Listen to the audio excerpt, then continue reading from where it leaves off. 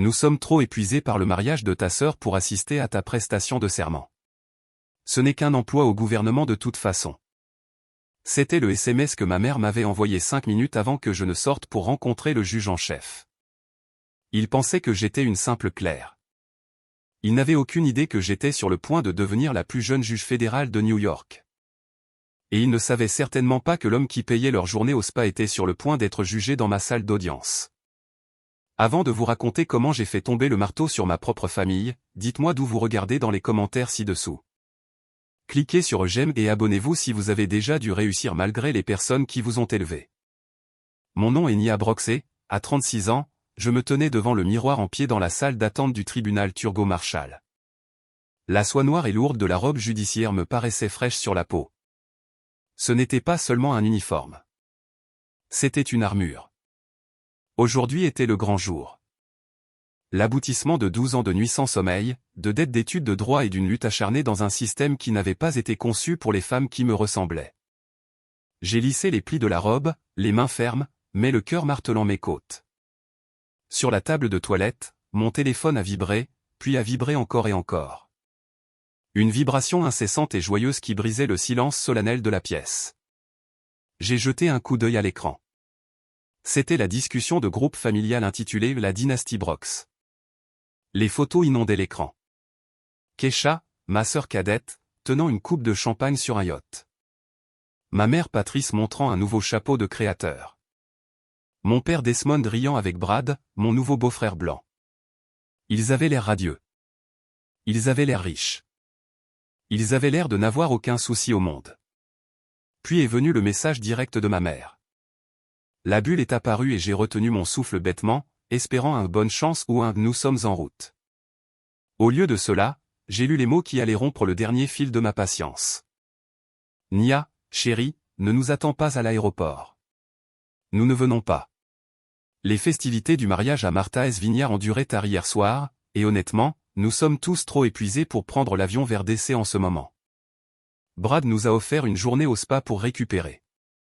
D'ailleurs, ce n'est qu'une cérémonie de prestation de serment, n'est-ce pas? Juste de la paperasse administrative. Tu peux t'en charger seule. Tu es toujours si indépendante. Envoie-nous une photo. On t'aime, maman. J'ai fixé le téléphone. La pièce est devenue d'un silence de mort. Juste de la paperasse. C'est ce qu'il pensait que c'était. J'étais sur le point de prêter serment en tant que juge fédéral pour le district sud de New York, une nomination à vie, un poste de pouvoir pour lequel des gens tueraient. Et pour eux, je ne faisais que classer des papiers. Ils ont choisi une journée au spa avec la carte de crédit de mon beau-frère plutôt que le plus grand jour de ma vie. Je n'ai pas pleuré. Les larmes étaient pour les gens qui avaient encore de l'espoir. J'ai senti une résolution froide et dure s'installer dans ma poitrine, transformant mon cœur en pierre. J'ai pris le téléphone et j'ai tapé une réponse. 2 mots, reposez-vous bien. J'ai cliqué sur envoyer. Puis j'ai éteint le téléphone et je l'ai glissé dans mon sac à main. Je me suis regardé dans le miroir une dernière fois. La femme qui me fixait n'était plus leur fille. Elle était l'honorable Nia Brox, et l'audience était désormais ouverte. J'étais assise à l'arrière du SUV noir du gouvernement, regardant les rues grises de Washington se brouiller en traînées de béton et d'acier. Le siège en cuir était frais sous mes mains, mais mon sang bouillait. Mon esprit ne cessait de rejouer l'appel téléphonique que j'avais passé à mon père, Desmond, il y a moins d'1 heure. C'était un moment de faiblesse que je regrettais déjà. Je l'avais appelé depuis la chambre d'hôtel, désespéré d'obtenir ne serait-ce qu'une miette de validation avant d'affronter le comité du Sénat et les caméras. Papa, avais-je dit, la voix tremblante d'une manière que je ne m'autorisais jamais dans une salle d'audience. S'il te plaît, comprends ce que cela signifie. Ce n'est pas juste une promotion. Le président des États-Unis m'a nominé. Je vais devenir juge fédéral. C'est historique. J'ai attendu qu'il dise qu'il était fier. J'ai attendu qu'il dise que toutes ses vacances manquées et ses nuits d'études tardives en avaient valu la peine. Au lieu de cela, j'ai entendu le cliquetis des couverts en arrière-plan et le son distinct de ma sœur Keisha qui riait. Oh, Nia, arrête d'être si dramatique. Mon père avait soupiré, le ton lourd de ce mélange familier d'ennui et d'irritation. Tu dois toujours tout ramener à toi, n'est-ce pas? Tu agis comme si tu venais de découvrir un remède contre le cancer. C'est un emploi de fonctionnaire, Nia. C'est un salaire. C'est une pension. C'est ennuyeux. Il a fait une pause et je l'ai entendu prendre une gorgée de quelque chose. Regarde ta sœur, a-t-il continué, sa voix s'adoucissant pour prendre ce ton chaleureux qu'il réservait exclusivement à elle. C'est à ça que ressemble le succès. Une femme qui sait comment assurer son avenir. Les mots m'ont frappé comme une gifle physique. Papa, ai-je commencé, mais il m'a coupé. Tu as choisi un marteau en bois. Nia, Kesha a choisi un mari. Un mari blanc qui travaille à Wall Street et qui sait vraiment comment subvenir aux besoins d'une famille. Peut-être que si tu passais moins de temps à t'enterrer dans des livres de droit poussiéreux et plus de temps à corriger ton attitude, tu aurais quelqu'un qui t'achèterait des diamants, toi aussi. Au lieu de cela, tu vas à une cérémonie seule. Réfléchis à ça. Maintenant, je dois y aller. Brad fait signe pour l'addition, et je ne vais pas être impoli. La ligne s'était coupée. Il avait raccroché au nez d'une juge fédérale pour regarder son beau-fils payer une facture. Le SUV a ralenti pour s'arrêter en douceur, m'arrachant violemment à ce souvenir. J'ai cligné des yeux, évacuant l'humidité de mon regard. Je ne pleurais pas. Pas aujourd'hui. À travers la vitre teintée, j'ai vu les marches massives en pierre du tribunal s'élever comme une montagne. C'était une forteresse de justice, et pour la première fois de ma vie, je m'y sentais plus chez moi que dans la maison où j'avais grandi. La porte lourde s'est ouverte avec un clic, laissant entrer le vacarme de la ville. Un marshal des États-Unis dans un costume sombre et élégant se tenait là, tenant la porte. Il ne connaissait pas mi père. Il ne savait pas que j'étais la déception de la famille. Il ne voyait pas une femme à qui il manquait un mari ou un collier de diamants. Il voyait le pouvoir de la Constitution des États-Unis se tenir devant lui. Il a ajusté sa cravate, redressé ses épaules et m'a regardé droit dans les yeux avec une révérence que mes propres parents ne m'avaient jamais montrée. Nous sommes arrivés, votre honneur. Je suis sorti de la voiture pour entrer dans mon avenir, laissant mon père et ses insultes derrière moi. À 300 mètres de là, à l'hôtel exclusif Harbor View de Martha S. Vineyard, le soleil brillait sur la trahison de ma famille. Ma sœur Kesha était affalée sur une luxueuse chaise longue au bord de la piscine à débordement, savourant l'envie des inconnus pendant que ma mère Patrice appliquait une autre couche d'huile de bronzage sur ses jambes. Elle ne pensait ni à la Constitution ni à la justice. Elle pensait à la prochaine tournée de cocktails. Brad, mon nouveau beau-frère blanc, a fait tourner les glaçons dans son scotch et a laissé échapper un rire bas et cruel. Je parie que ta sœur est assise dans une pièce sans fenêtre en ce moment, en train de tamponner des formulaires, a-t-il dit, la voix dégoulinante de condescendance. Mon Dieu, pouvez-vous imaginer être aussi ennuyeux? Il a pris une gorgée, ses yeux balayant la terrasse de la piscine par-dessus ses lunettes de soleil de créateur. Elle agit comme si elle sauvait le monde, mais soyons réalistes. C'est juste une gratte-papier glorifiée touchant un salaire de fonctionnaire. Ma mère a soupiré de contentement, ajustant son chapeau de soleil surdimensionné. Nia a toujours été rigide, Brad. C'est pour ça qu'elle a 36 ans et qu'elle dort seule. Honnêtement, Kesha, merci mon Dieu qu'une de mes filles ait eu le bon sens de prioriser un véritable avenir. Tu as épousé un gagnant. Nia a épousé son travail. Kesha a gloussé, tapotant ses ongles manucurés contre son verre. Elle se croit probablement si importante en ce moment, portant cette vieille robe poussiéreuse. Pendant ce temps, nous vivons le rêve. Un serveur en veste de smoking blanche est apparu à leur côté, et Brad a fait un signe de la main, écartant totalement le menu. Apportez-nous simplement le plateau de fruits de mer, le grand, et 3 bouteilles de Dom Pérignon. Continuez à les apporter jusqu'à ce que je dise stop. Mettez ça sur la carte noire. Il a fait glisser la lourde carte métallique Centurion sur le plateau d'argent, mais pendant une fraction de seconde, ses doigts ne voulaient pas la lâcher. Sa main tremblait. C'était une vibration minuscule, presque imperceptible, qui a fait s'entrechoquer les glaçons dans son verre juste assez pour faire du bruit.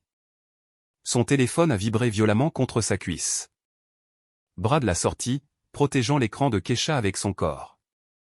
Il s'attendait à un SMS de félicitations de ses associés. Au lieu de cela, il a fixé une notification provenant d'un numéro prépayé qu'il ne reconnaissait pas. Le message était court, et il l'a frappé plus fort que le scotch. Nous savons que vous êtes au Vignard. transférez les fonds d'ici midi ou nous divulguons les documents des investisseurs à la SEC. La couleur a quitté le visage de Brad, le laissant tel une figure de cire fondant à la chaleur. Son cœur martelait ses côtes, un rythme frénétique de panique. Il a enfoncé le téléphone au fond de sa poche, sa respiration se bloquant dans sa gorge. Il a regardé Keisha, qui était occupée à prendre un selfie, et sa belle-mère, qui lui confiait aveuglément sa retraite. Brad a forcé un sourire sur son visage, une expression large et maniaque qui ressemblait plus à un rictus. « Vous savez quoi » a-t-il annoncé, sa voix craquant légèrement avant qu'il ne la stabilise avec une fausse bravoure. « On s'en fiche du déjeuner. Allons faire du shopping. Je me sens généreux aujourd'hui. De nouveaux sacs pour tout le monde. C'est pour moi. » Ma mère et ma sœur ont crié de joie, frappant des mains comme des enfants, ignorant complètement la sueur froide qui perlait sur son front.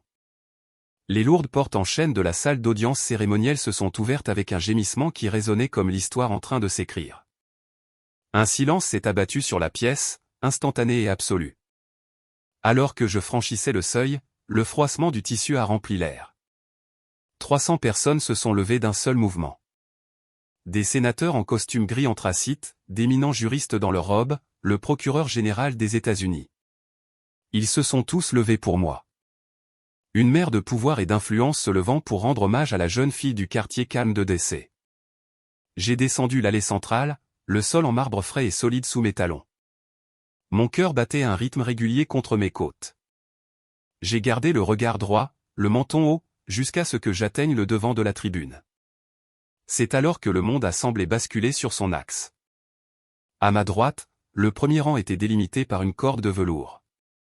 4 sièges recouverts d'un tissu bleu impeccable. Sur chaque siège se trouvait une petite carte élégante avec une calligraphie dorée indiquant « Réservé à la famille ». Ils étaient vides, tous. Pas une âme ne siégeait dans l'espace destiné aux personnes qui m'avaient donné la vie. Le vide était assourdissant, une plaie béante au milieu de la pièce bondée. Pendant une fraction de seconde, mon pas a vacillé. L'air a quitté mes poumons.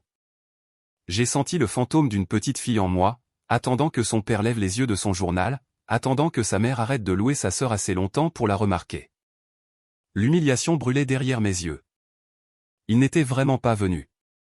Ils avaient choisi un soin au spa plutôt que de voir leur fille accéder à l'un des plus hauts postes du pays. Mais alors que je regardais ces chaises vacantes, quelque chose en moi a rompu. Le chagrin ne m'a pas brisé. Il s'est calcifié. Il s'est transformé en quelque chose de froid et d'incassable. J'ai réalisé à ce moment-là que leur absence n'était pas une tragédie. C'était une libération. Je n'avais pas besoin d'eux pour remplir ces sièges. Je remplissais la pièce à moi seul. Mes yeux sont devenus d'acier. Je suis passé devant la rangée vide sans détourner la tête. Je suis monté sur l'estrade où m'attendait le juge en chef des États-Unis. Il tenait une Bible usée, la même que celle utilisée par Thurgood Marshall. J'ai placé ma main gauche sur la couverture en cuir. Elle paraissait chaude, vibrante d'histoire. J'ai levé la main droite.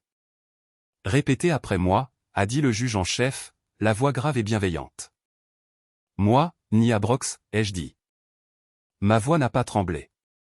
Elle a résonné sous le haut plafond voûté, profonde et autoritaire. Ce n'était pas la voix d'une fille ou d'une sœur. C'était la voix de l'autorité. C'était la voix du gouvernement fédéral. Je jure solennellement que je rendrai la justice sans considération de personne, et que je ferai droit de manière égale aux pauvres et aux riches. Et que je m'acquitterai fidèlement et impartialement de toutes les fonctions qui m'incombent en tant que juge de district des États-Unis en vertu de la Constitution et des lois des États-Unis. Que Dieu me vienne en aide. Félicitations, juge Brox. Le juge en chef m'a tendu le marteau. Il était lourd dans ma main, un poids solide de pouvoir et de responsabilité. J'ai refermé mes doigts sur le bois poli. Je me suis tourné vers la salle, les applaudissements montant comme une vague, mais je n'ai pas regardé la foule. J'ai regardé droit dans la lumière rouge de la caméra de télévision principale. J'ai fixé l'objectif, projetant mon regard à travers les ondes, sachant que quelque part dans une suite de luxe, ma famille pourrait jeter un coup d'œil à un écran. Je voulais qu'ils voient cela. Je voulais qu'ils voient la femme qu'ils avaient méprisée. J'ai levé le marteau et je l'ai abattu avec une force qui a fait trembler le pupitre. Crac. Le son était sec, final, comme un coup de feu mettant fin à une course. La vieille Nia n'était plus. L'honorable Nia Brox était arrivée et ma salle d'audience était officiellement ouverte. Le Delta Sky Club de l'aéroport de Martha S. Vineyard sentait le café éventé et la vieille fortune. Mon père, Desmond, était affalé dans un fauteuil en cuir, soignant une migraine lancinante que même le Bloody Mary dans sa main ne parvenait pas à calmer. À côté de lui, ma mère, Patrice, était assoupie derrière ses lunettes de soleil de créateur surdimensionné, ronflant doucement. De l'autre côté de la table basse, Keisha et Brad étaient blottis sur un téléphone, filtrant des photos d'eux sur le yacht de la veille. Ils avaient l'air épuisés, mais satisfaits, ce genre de satisfaction qui vient du fait de dépenser de l'argent qu'on n'a pas pour impressionner des gens qu'on n'aime pas. Desmond a soupiré et s'est frotté les tempes. Il s'ennuyait. Il détestait attendre. Ses yeux ont dérivé vers l'écran plat massif fixé sur le mur opposé. Il était réglé sur une chaîne d'information nationale. Le volume était bas mais audible. Au début, il regardait sans voir, son esprit vagabondant vers la facture de carte de crédit qui l'attendrait à la maison. Puis il a cligné des yeux. Il s'est penché en avant. L'image sur l'écran est passée d'une carte météo à un bandeau d'informations de dernière minute. Une photographie est apparue. Une femme en robe judiciaire noire se tenant à côté de la vice-présidente des États-Unis. Desmond a plissé les yeux. La femme lui semblait familière. Elle avait les mêmes pommettes saillantes que sa femme, la même mâchoire obstinée qu'il avait toujours critiquée. C'était moi. Le bandeau en bas de l'écran clignotait en lettres rouges urgentes, l'histoire s'écrit à Manhattan. Nia Brox prête serment en tant que plus jeune juge fédéral du district sud de New York. Desmond s'est figé, le souffle coupé. La caméra a coupé vers un plan en direct d'une journaliste se tenant sur les marches du tribunal. La journaliste avait l'air sérieuse et admirative. Elle est issue d'un milieu modeste, a dit la journaliste, sa voix résonnant clairement dans le salon silencieux. La juge Brox est une femme qui s'est faite seule au sens le plus pur du terme. Des sources proches d'elle affirment qu'elle a parcouru ce chemin entièrement seule, sans le filet de sécurité des relations familiales ou de la richesse générationnelle. C'est une femme d'acier qui ne doit son succès à personne d'autre qu'à elle-même. Les mots ont frappé Desmond comme des coups physiques. Seul, pas de famille, autodidacte. Le récit à l'écran ne se contentait pas de me louer. Il l'effaçait. Il effaçait l'héritage qu'il pensait construire avec Brad et Keisha. Il a regardé l'écran montrer des images de moi faisant tomber le marteau, ce craquement sec résonnant à travers les haut-parleurs de la télévision. Il a regardé sa femme qui cuvait sa gueule de bois. Il a regardé son beau-fils qui se noyait secrètement dans les dettes. Et puis il a regardé de nouveau sa fille sur l'écran, qui était maintenant l'une des personnes les plus puissantes du pays. Sa main s'est engourdie. La tasse de café en céramique qu'il tenait a glissé de ses doigts. Elle a frappé le sol poli avec un fracas assourdissant, volant en éclats et éclaboussant ses mocassins italiens de liquide brun chaud. Toutes les têtes dans le salon VIP se sont tournées. Le silence était rompu. Mais Desmond n'a pas bougé. Il fixait simplement l'écran, la bouche ouverte, réalisant pour la première fois qu'il avait misé sur le mauvais cheval. Patrice s'est réveillé en sursaut alors que son téléphone s'est mis à danser violemment sur la table en marbre. Ce n'était pas une sonnerie polie. C'était une invasion. L'écran s'est éclairé avec le nom de Sœur Betty, la responsable des huissiers à leur église et une femme qui maniait les commérages comme une arme. Avant même que Patrice ne puisse essuyer le sommeil de ses yeux, un deuxième appel est arrivé. Puis un troisième. Les SMS commençaient à s'empiler sur l'écran de verrouillage comme des briques dans un mur. Patrice a ramassé l'appareil d'une main tremblante et a fait glisser son doigt pour répondre. Elle a pris sa voix de haute société, celle qu'elle réservait au dimanche matin. Allô Betty. Nous profitons simplement d'un petit moment en famille au Vignard. Il n'y eut aucune politesse à l'autre bout du fil. Patrice, pourquoi mens-tu à la congrégation? Patrice a cligné des yeux, sa confusion perçant à travers la gueule de bois. Je vous demande pardon? Tu as dit au cercle de prière que Nia travaillait comme clerc. Je regarde MSNBC en ce moment même. Patrice, ta fille prête serment en tant que juge fédéral. La vice-présidente lui serre la main. Pourquoi n'es-tu pas là? Patrice a senti le sang quitter son visage. Elle a levé les yeux vers la télévision où son mari fixait toujours l'écran, sous le choc. Oh, eh bien, vous savez comment les médias exagèrent, a bafouillé Patrice, sa voix montant d'un octave. C'est une chose protocolaire. Très mineure. Mineure? La voix de Betty était assez tranchante pour couper du verre. C'est la plus jeune juge du district, Patrice. Il l'appelle l'avenir du système judiciaire. Tout le monde à l'église en parle. Il demande pourquoi sa mère est dans une station balnéaire au lieu de tenir sa Bible. Sais-tu de quoi cela a l'air? Patrice a commencé à transpirer. L'image parfaitement soignée de la famille Brox se fissurait en temps réel. Elle a cherché un mensonge. N'importe quel mensonge pour boucher le trou dans le barrage. C'était l'avion, a-t-elle menti, ses yeux fuyant partout dans le salon. Nous étions en route. Le jet privé. Il a eu des problèmes mécaniques sur le tarmac. Nous sommes dévastés. Nous essayons d'arriver en ce moment même. Elle a raccroché avant que Betty ne puisse demander les détails du vol. Mais le téléphone ne s'est pas arrêté. Il a ressonné immédiatement. Cette fois, c'était la présidente de la section locale de Jack and Jill. Patrice a lâché le téléphone comme s'il était brûlant. Keisha l'a arraché de la table, son visage tordu par un masque de rage jalouse. « Donne-moi ça », a sifflé Keisha. Elle a foudroyé l'écran du regard, ses pouces volant sur la vitre. C'est ridicule. Ce doit être une erreur. Nia n'a pas les relations pour ça. Elle a probablement couché avec un sénateur ou quelque chose comme ça. Il est impossible qu'elle soit une vraie juge. Elle ouvrit l'application Google, ses longs ongles en acrylique claquant agressivement contre l'écran. Elle tapa Nia Brox juge fédéral. Elle lança la recherche en s'attendant pleinement à trouver un démenti ou un petit article local sur une promotion mineure. Au lieu de cela, le moteur de recherche la gifla au visage. Des millions de résultats apparurent en moins d'une seconde. Le premier résultat était un profil d'actualité de dernière minute du New York Times intitulé L'ascension irrésistible de Nia Brox. En dessous, un clip vidéo de CNN avec déjà 2 millions de vues. Keisha cliqua sur la première image. C'était une photo haute résolution de Nia dans sa robe de juge, l'air régalien, puissante et complètement intouchable. Elle ressemblait à une reine. Keisha baissa les yeux sur son propre eau de bikini et son verre de margarita vide.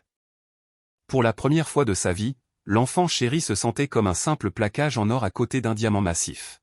« Ce n'est pas juste », hurla Keisha, jetant le téléphone sur le coussin du canapé. « Elle gâche mon week-end de mariage. » Pendant que Keisha était occupée à hurler à propos de son week-end de mariage gâché, Brad sentit le sol se dérober sous ses pieds. Il ne regardait pas le visage de Nia sur l'écran haute définition. Il fixait les 4 lettres capitales défilant en texte blanc gras sous son nom. SDNY, le district sud de New York. Dans le monde de la haute finance et de la basse moralité que Brad habitait, ces lettres n'étaient pas seulement un lieu. Elles étaient une condamnation à mort. On l'appelait le district souverain. C'était la juridiction qui traquait les loups de Wall Street et les enfermait dans des cages. C'était le bureau qui enquêtait actuellement sur les sociétés écrans que Brad avait utilisées pour cacher les millions manquants à ses investisseurs. Et sa belle-sœur venait de recevoir les clés du royaume. L'air dans le salon VIP devint soudainement rare. Brad desserra sa cravate, ses doigts tâtonnant avec le nœud de soie. Il sentit la bile monter dans sa gorge. Si Nia était une juge fédérale dans ce district spécifique, elle aurait accès à des actes d'accusation sous scellés. Elle déjeunerait avec les procureurs qui montaient le dossier contre lui.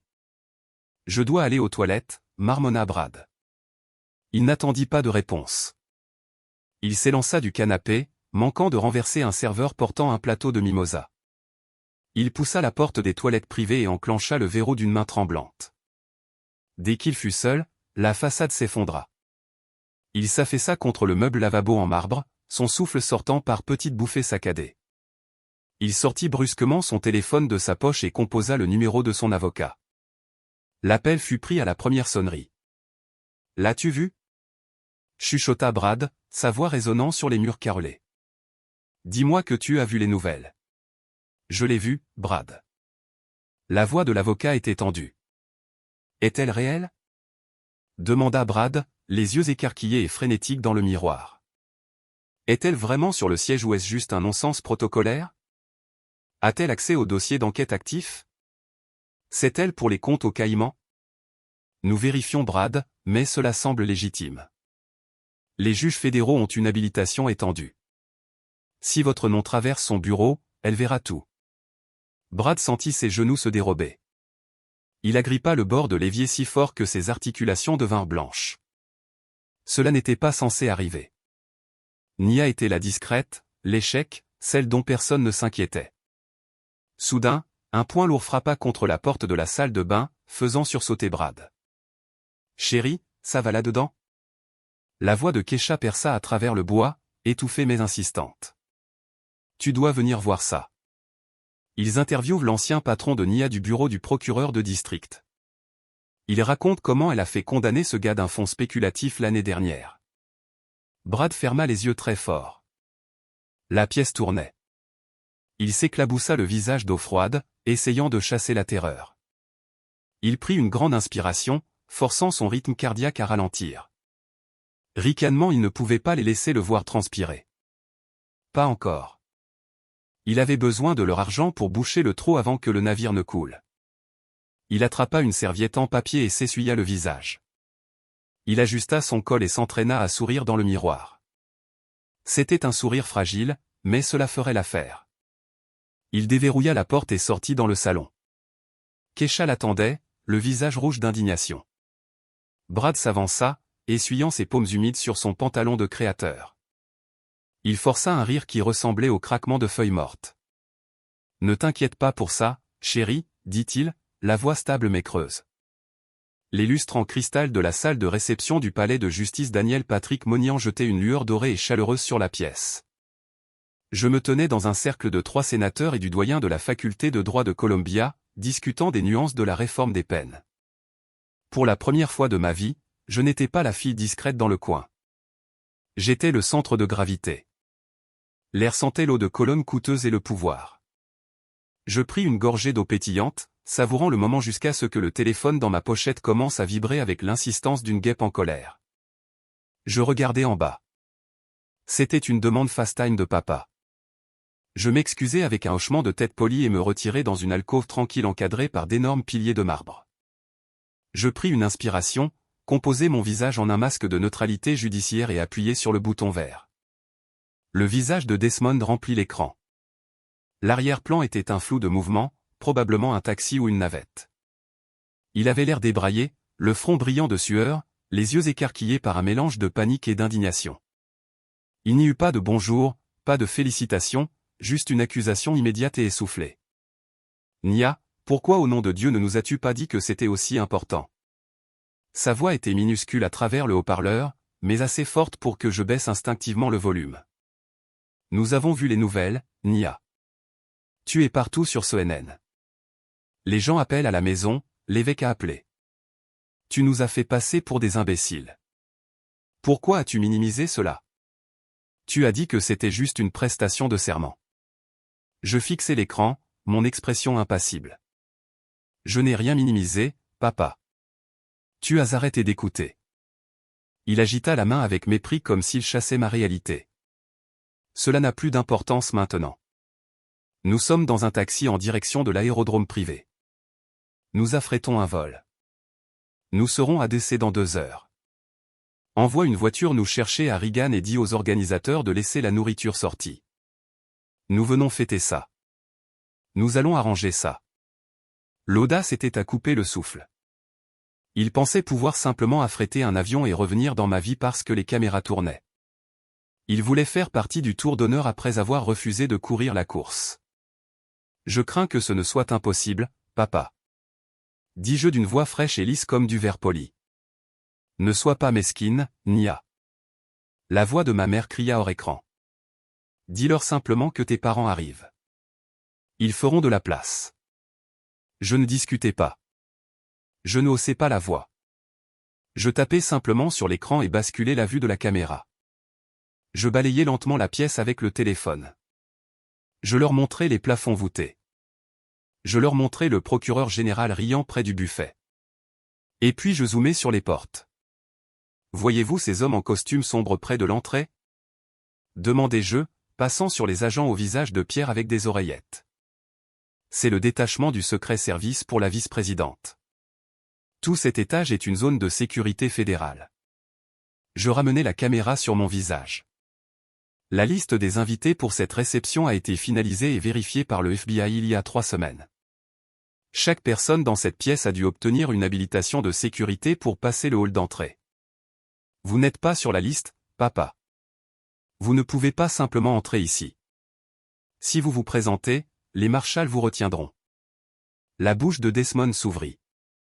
Mais nous sommes tes parents. Vous êtes des civils sans habilitation. Le corrigez-je. Et vous êtes fatigué. Rappelez-vous que vous avez dit que vous étiez épuisé. Nia, tu arranges ça tout de suite. Ma mère cria, son visage apparaissant dans le cadre, rouge et taché. Retournez au complexe hôtelier, dis-je. Profitez du spa. J'ai du travail. J'appuyai sur le bouton rouge avant qu'elle ne puisse reprendre son souffle. L'écran devint noir. Je glissai à nouveau le téléphone dans mon sac, lissai le devant de ma robe et retournai vers la lumière. La Lincoln Town Car noire s'engagea dans l'allée de la résidence Brooks à Baldwin Hills. Cela aurait dû être un retour triomphal. Habituellement, lorsqu'il revenait de Martha S. Vineyard, il s'assurait que tout le monde voit les étiquettes de bagages, mais aujourd'hui la rue ressemblait à une scène où ils auraient oublié leur réplique. Le silence du quartier était pesant, chargé de jugement. Madame Gable d'à côté arrosait ses hortensias. Elle ne fit pas de signe. Elle s'arrêta, tuyau en main, et fixa. Elle n'était pas seule. Monsieur Henderson avait sa voiture 2 maisons plus loin, mais il ne regardait pas la cire. Il regardait Desmond et Patrice. Desmond descendit de la voiture, essayant de rassembler sa dignité habituelle. « Bon après-midi, Madame Gable » cria-t-il en forçant un signe de la main. Madame Gable ne sourit pas.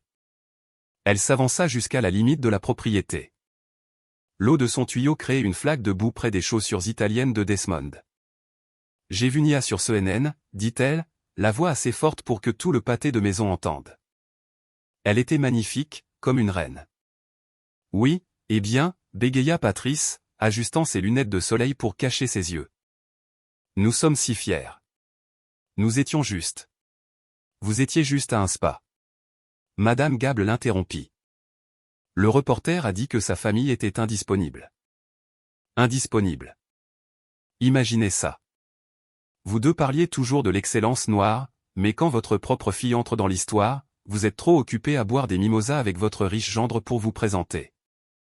Maintenant, tout le pays sait que vous vous souciez plus de l'argent que de votre propre chair et de votre sang. Patrice tressaillit comme si elle avait été giflée. La honte était un poids physique pesant sur ses épaules. Elle ne dit pas un mot. Elle saisit son sac à main et marcha droit vers la porte d'entrée, tâtonnant avec ses clés, désespérée d'échapper au jugement de la communauté qu'elle avait passé 30 ans à essayer d'impressionner. Elle claqua la lourde porte en chêne derrière elle, laissant son mari et sa fille dans l'allée. Keisha, cependant, n'était pas faite pour la honte. Elle s'avança, rejetant ses cheveux sur son épaule, les yeux étincelants de défi.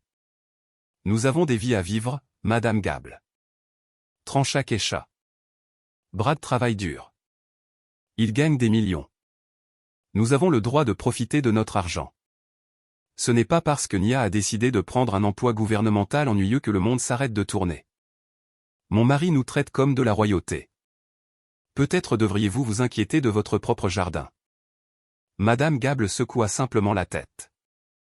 Un regard de profonde pitié sur son visage. L'argent ne peut visiblement pas acheter la classe, petite, ni le bon sens. Brad se tenait près du coffre de la voiture en observant l'échange. Il ne se souciait pas de Madame Gable.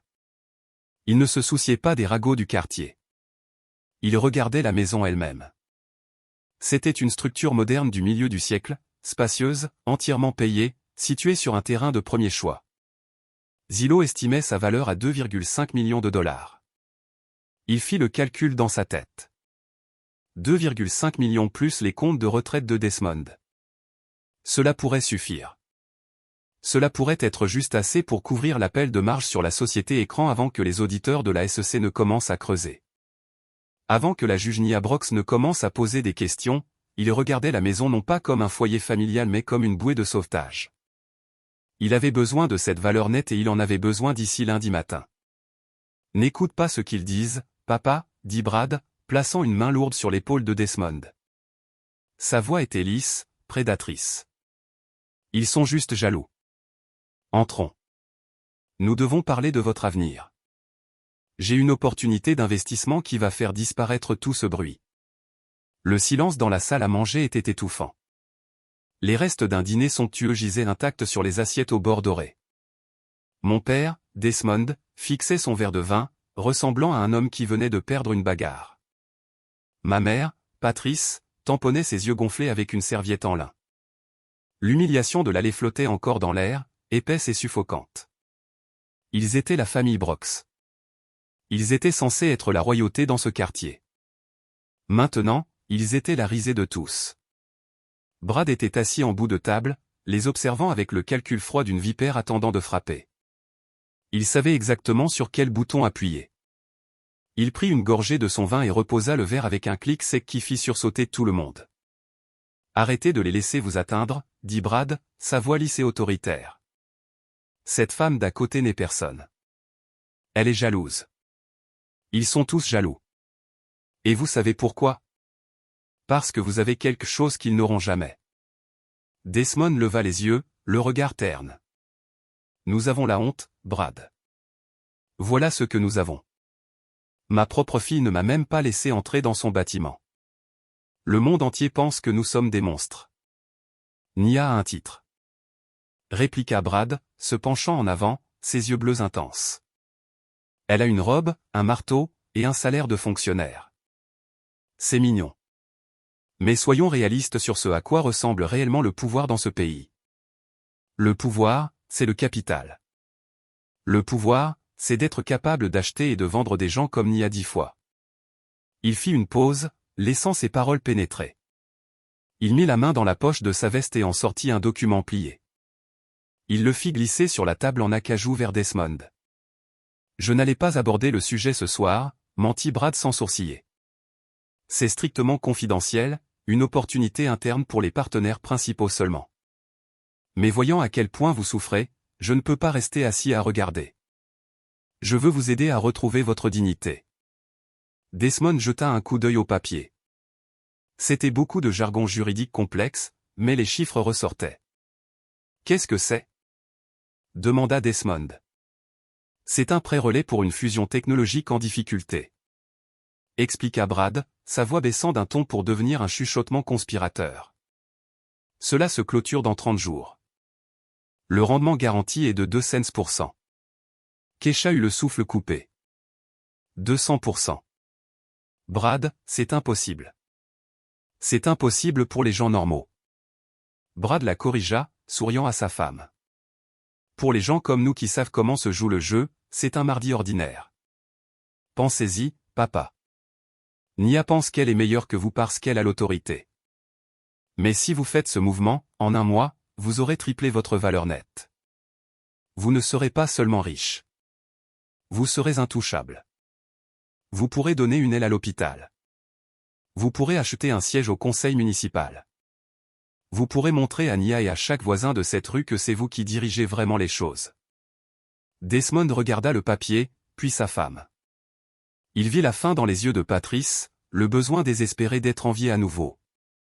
Il regarda Brad, le gendre blanc qui représentait tout ce qu'il pensait vouloir. La honte dans sa poitrine commença à se transmuter en autre chose. Avidité, orgueil, vengeance. 2 cents%, chuchota Desmond. Il fit le calcul dans sa tête. Il leva les yeux et un sourire sombre s'étira sur son visage. « Si cela rapporte, dit-il, la voix tremblante d'excitation. Je ne serai pas seulement riche. Je serai assez puissant pour acheter l'appartement terrasse où Vigna et l'expulser juste pour lui donner une leçon. Où dois-je signer ? » L'air dans mon cabinet au palais de justice Daniel Patrick Moignan était toujours frais et sentait légèrement le vieux papier et le vernis au citron. C'était un sanctuaire d'ordre dans un monde chaotique. J'étais assise derrière mon bureau en acajou, examinant un mémorandum de condamnation pour une affaire de stupéfiants, quand un coup sec rompit le silence.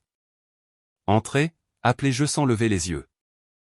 La porte s'ouvrit et le procureur adjoint des États-Unis Marcus Thorne entra. Thorne était un requin dans un costume bon marché, l'un des procureurs les plus affûtés du district sud. Il marchait habituellement avec arrogance, mais aujourd'hui il semblait hésitant. Il serrait un épais dossier rouge contre sa poitrine comme s'il contenait une bombe. Juge Brox, dit-il, la voix basse. Je posai mon stylo et m'adossai dans mon fauteuil en cuir. Dans ce bâtiment, les complications signifiaient généralement qu'un sénateur était impliqué ou qu'un diplomate étranger réclamait l'immunité. Quel genre de complications, monsieur Thorne? Il s'avança et posa le dossier sur mon bureau. Il ne le lâcha pas immédiatement. Le sujet de l'enquête est Bradley Vance. Il dirige une pyramide de Ponzi sophistiquée déguisée en fonds spéculatifs à haut rendement. Nos experts comptables judiciaires ont tracé les virements ce matin. C'est un château de cartes, juge, et il est marié à votre sœur. Le silence devint glacial dans la pièce. Je fixai le dossier rouge. Brad, l'homme qui achetait des journées au spa et des diamants pendant que ses investisseurs étaient saignés à blanc. Je sentis une satisfaction froide et implacable s'installer dans mon estomac. J'ai tendu la main et j'ai ouvert le dossier. J'ai parcouru l'affidavit. C'était un montage classique. Déshabiller Pierre pour habiller Paul. De faux rendements. Des sociétés écrans au Caïman. C'était bâclé et arrogant, tout comme lui. Puis j'ai tourné la page vers la liste des récents investisseurs. Mon souffle s'est coupé dans ma gorge. En haut de la liste se trouvaient deux noms qui ont fait basculer la pièce. Desmond et Patrice Brox. Le montant du transfert était de 500 000 $. J'ai fixé les chiffres. C'était tout ce qu'ils avaient. C'était leur retraite. C'était la valeur nette de la maison dans laquelle ils vivaient depuis 30 ans. Ils avaient liquidé toute leur vie. Ils avaient choisi le gendre qui exhibait une carte noire plutôt que la fille qui portait une robe noire. Et maintenant, ils étaient sur le point de perdre chaque centime qu'ils avaient gagné. Le juge Thorne a dit doucement, « Nous savons que ce sont vos parents. Si vous voulez passer un coup de fil, si vous voulez vous récuser dès maintenant et nous demander de retarder l'arrestation, nous pouvons attendre. » J'ai levé les yeux vers lui. J'ai pensé au siège vide lors de ma prestation de serment. J'ai pensé à mon père me disant que j'aurais dû choisir un mari plutôt qu'une carrière. J'ai pensé à eux signant ces chèques tout en se moquant de mon salaire de fonctionnaire. Ils ont fait leur choix. J'ai pris mon stylo. L'encre était noire et indélébile.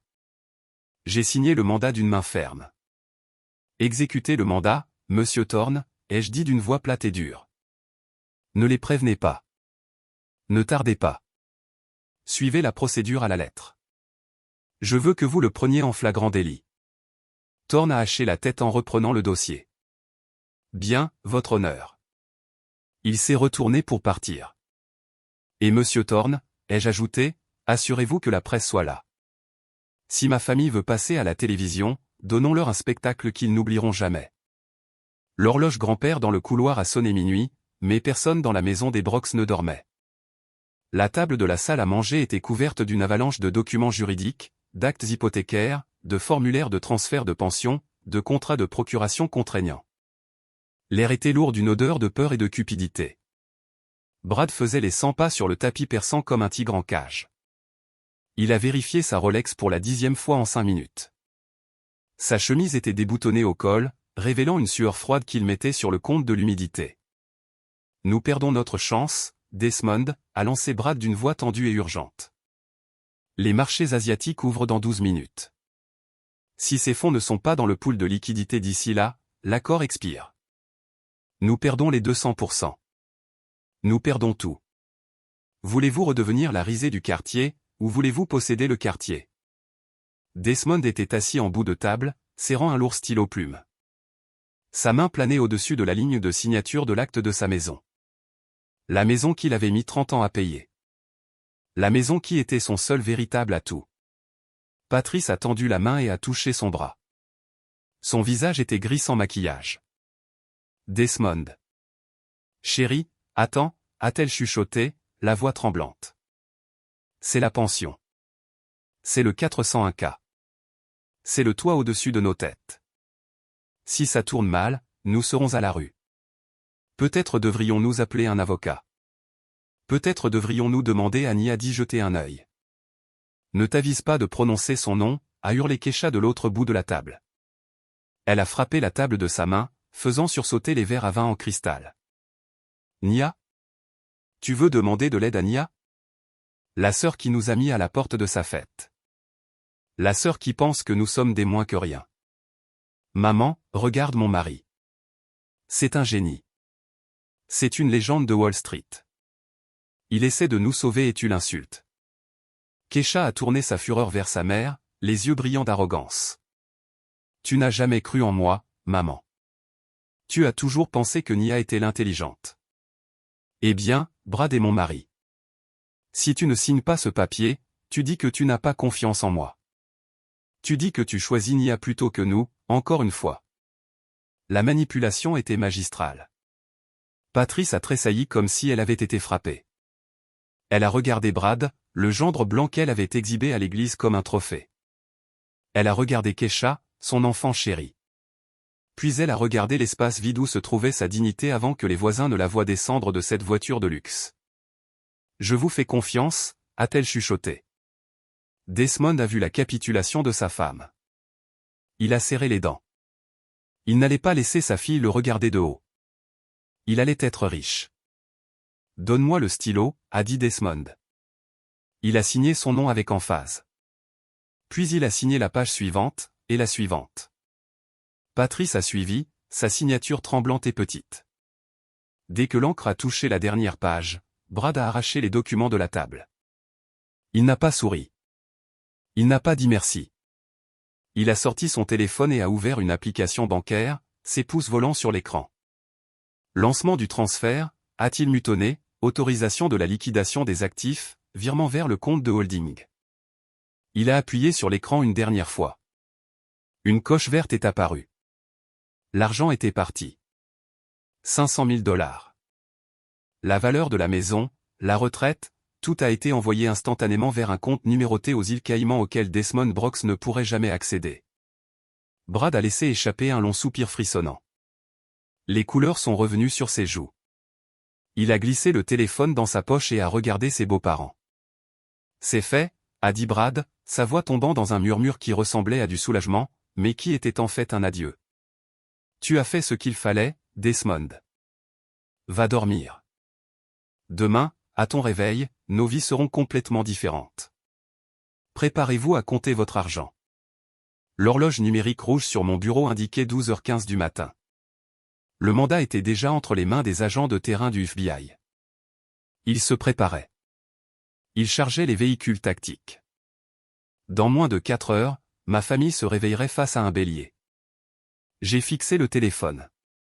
J'avais prêté serment de faire respecter la loi. Mais il y avait un serment qui passait avant la Constitution, le serment tacite d'une fille. Je devais essayer, juste une fois. Je devais essayer de les empêcher de sauter de la falaise. J'ai composé le numéro de la ligne fixe de la maison. Ça a sonné 4 fois. J'étais sur le point de raccrocher quand mon père a décroché. Sa voix était forte, fanfaronne et empâtée par du scotch coûteux. Allô, quartier général mondial de l'Empire Brooks. Desmond à l'appareil. Papa, écoute-moi attentivement, ai-je dit d'une voix basse et urgente, pressant le combiné contre mon oreille. Je ne peux pas te dire comment je le sais, mais tu dois me faire confiance. Ne signe rien de ce que Brad te donne. Ne transfère aucun argent. Ne le laisse pas toucher à tes comptes. Il y a eu une pause à l'autre bout. Puis un petit rire étouffé qui s'est transformé en un rire à gorge déployée. Oh, Nia, je le savais. Je savais que tu appellerais. Papa, ce n'est pas un jeu. Brad fait l'objet d'une enquête fédérale. Le FBI examine ses comptes en ce moment même. Arrête ça, Nia. Desmond m'a coupé, la voix dégoulinante de venin. Arrête de mentir. Mon Dieu, tu es tellement prévisible. Tu ne peux pas le supporter, n'est-ce pas? Tu ne supportes pas l'idée que ta petite sœur va être plus riche que toi. Tu as ta petite robe et ton petit marteau, mais Kesha va avoir une île privée, et tu détestes ça. Tu es jalouse. Je ne suis pas jalouse, papa. J'essaie de vous sauver la vie. C'est un criminel. C'est un génie, a crié Desmond. Et tu es une femme amère et seule qui veut que tout le monde soit aussi misérable qu'elle. Eh bien, tu arrives trop tard, juge Brooks. Tu arrives trop tard. J'ai déjà signé. Le virement est passé il y a 10 minutes. L'argent est parti et dans 30 jours, je vais acheter l'immeuble où tu habites juste pour t'expulser. Qu'est-ce que tu penses de cette justice-là? J'ai senti le sang se glacer dans mes veines. Il l'avait fait. Il l'avait vraiment fait. Il avait tout donné. La maison, la pension, l'héritage. Tout avait disparu. Vaporisé dans les terres offshore. Il n'y avait plus rien à dire. Le crime était consommé. La victime était entrée de son plein gré dans l'abattoir. J'ai pris une grande inspiration, laissant le dernier lambeau de culpabilité quitter mon corps. D'accord, papa, ai-je chuchoté. J'ai essayé de vous sauver. Je l'ai vraiment fait. Mais tu n'as pas voulu écouter. Alors maintenant, je vais laisser la loi t'enseigner la leçon que tu as refusé d'apprendre de moi. J'ai reposé doucement le combiné sur le socle. La ligne s'est coupée. À l'extérieur de ma fenêtre, les sirènes ont commencé à hurler dans le lointain. Ils venaient chercher Brad. Et cette fois, personne n'allait être épargné. À 4 heures du matin, le domaine des Brox était silencieux comme une tombe. Brad se déplaçait dans les ombres de la chambre principale comme un fantôme. Il n'a pas regardé Keisha qui dormait paisiblement dans le lit qu'il partageait. Il n'a pas ressenti la moindre once de culpabilité pour la femme dont il venait de voler l'avenir. Il ne sentait que le poids de la valise tumie dans sa main et la démangeaison brûlante de l'instinct de survie. À l'intérieur de ce sac se trouvaient 3 passeports, 2 millions de dollars en obligations au porteur et un billet aller simple pour un pays sans extradition. Il a descendu les escaliers furtivement, évitant la marche qui grinçait sur le palier. Il a contourné la cuisine où l'acte signé de la maison trônait toujours sur la table comme une pierre tombale. Il s'est glissé dans le garage. L'air était froid et sentait l'essence et la graisse. Brad s'est approché de l'Aston Martin. C'était la voiture qu'il avait achetée avec la première vague de fonds de pension volés. C'était son véhicule de fuite. Il a jeté le sac sur le siège passager et est monté à bord. Il a pris une profonde inspiration. Il était presque libre. Dans 12 heures, il siroterait du rhum sur une plage pendant que Desmond et Patrice expliqueraient à la banque pourquoi ils étaient sans abri. Il a tendu la main et a appuyé sur l'ouverture de la porte du garage. Le moteur a vrombé. La lourde porte métallique a commencé à se lever lentement, révélant l'allée pouce par pouce. Brad a mis la marche arrière. Il a serré le volant. La porte a dégagé le pare-choc. Puis le monde a explosé dans une lumière blanche.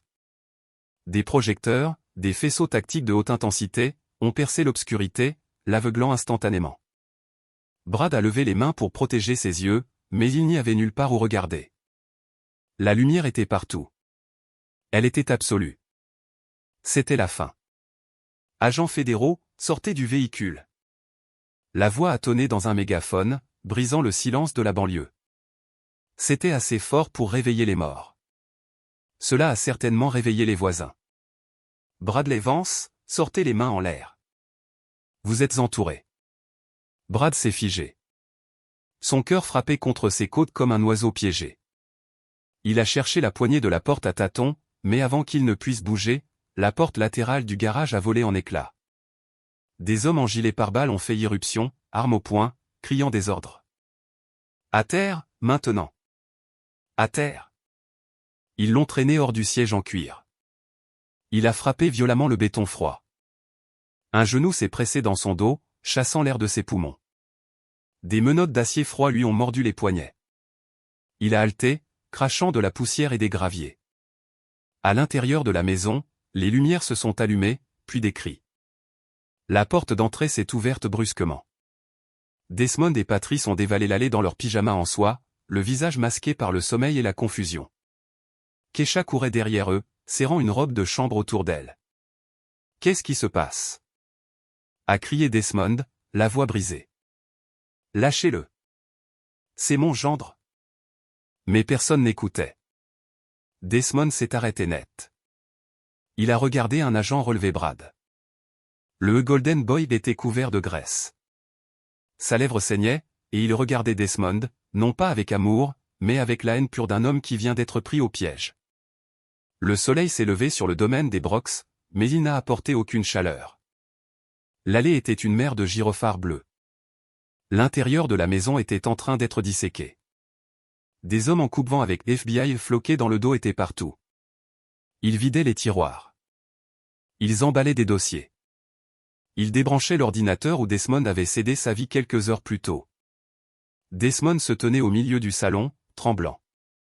Il regardait l'endroit vide sur la table où se trouvait l'acte. Un agent avec une coupe en brosse et un porte-bloc s'est approché de lui. Il n'avait pas l'air compatissant. Il avait l'air fatigué. « Monsieur Brox », a dit l'agent d'une voix plate. « Nous avons confirmé le virement bancaire que vous avez autorisé hier soir. 500 000 $. Desmond a haché la tête avec empressement, l'espoir brillant dans ses yeux. « Oui, c'est mon investissement. Vous devez l'arrêter. Vous devez le récupérer. » L'agent a secoué la tête. « Cet argent n'est pas un investissement, monsieur. Il a été envoyé sur un compte écran lié à une opération de blanchiment d'argent pour un cartel. Les fonds ont été gelés par le département du Trésor. Étant donné que vous avez signé l'autorisation volontairement, c'est désormais considéré comme une preuve. » « Une preuve ?» a croassé Desmond. « Cela signifie que l'argent est perdu, » a dit l'agent brutalement.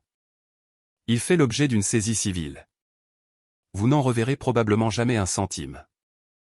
Et comme vous avez cédé l'acte de propriété à une société de holding appartenant au prévenu, vous êtes techniquement en train de violer une scène de crime en ce moment même. » Patrice a laissé échapper un son qui n'était pas tout à fait un cri ni tout à fait un sanglot. Ses yeux ont révulsé. Elle s'est effondrée sur le sol dans un tas de pyjamas en soie et de déni. Desmond est tombé à genoux à côté d'elle, lui tapotant le visage inutilement. Mais Keisha ne regardait pas ses parents. Elle regardait l'agent. Elle a bousculé sa mère évanouie. « Et mes affaires ?» a-t-elle hurlé. « Vous ne pouvez pas prendre mes affaires. Brad m'a acheté cette voiture. Il m'a acheté cette bague. C'est une Cartier vintage. Elle vaut 50 000 $.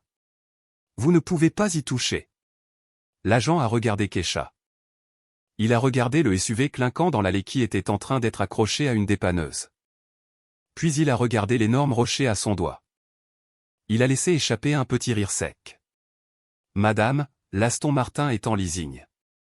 Les paiements ont 3 mois de retard. Les agents de saisie sont juste contents que nous l'ayons retrouvé pour eux. »« Non. » a crié Keisha. « La bague. La bague est vraie. » L'agent s'est penché tout près. « Nous avons perquisitionné son box de stockage au bureau il y a 1 heure. Nous avons trouvé des boîtes de répliques en zircone cubique et des reçus d'un fournisseur de bijoux fantaisie dans le Queens.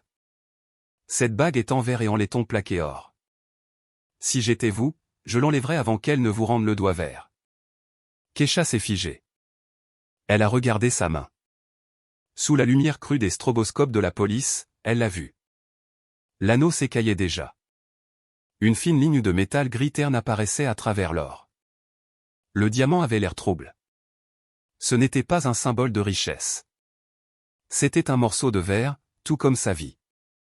Les néons de la salle d'interrogatoire du commissariat bourdonnaient d'un ronronnement qui donnait mal à la tête, assorti au battement dans le crâne de Desmond. Il était assis sur une chaise en métal froid, sentant chaque année de son âge. Patrice pleurait doucement dans un coin, un son qui était devenu la bande-son de leur deuil. Keisha se tenait près du miroir sans teint, fixant l'homme menotté de l'autre côté de la vitre. Brad avait l'air débraillé, mais pas vaincu. Il avait l'air de s'ennuyer. Lorsque le détective a ouvert la porte pour les laisser lui parler une dernière fois avant son transfert, Brad ne s'est pas excusé. Il n'a pas demandé pardon. Il s'est adossé à sa chaise et a ri. « Arrête de pleurer, Patrice », a lancé Brad, sa voix résonnant sur les murs en parpaing. « C'est pathétique. Tu ressembles à une bougie qui fond. »« Nous t'avions fait confiance », a dit Desmond, sa voix tremblante d'un mélange de rage et de honte. « Nous t'avons accueilli dans cette famille. Nous t'avons tout donné. Tu m'as tout donné parce que tu es cupide, Desmond. » Brad a répliqué avec un ricanement cruel qui lui tordait le visage. « Tu voulais tellement être le caïd du quartier. Tu n'as même pas lu les petites lignes. Je n'ai pas volé ton argent. Tu me l'as tendu sur un plateau d'argent parce que tu voulais en mettre plein la vue à tes voisins. Tu étais une proie facile, la plus facile que j'ai jamais vue. Mais tu m'aimes, » a chuchoté Keisha, pressant sa main contre la vitre. « Le yacht, les fêtes, nous. Brad a levé les yeux au ciel. Grandis un peu, Kesha. Tu étais la couverture parfaite. Une femme trophée avec une grande gueule et un besoin désespéré de reconnaissance. Personne ne regarde les comptes quand la femme poste des selfies au champagne toutes les heures.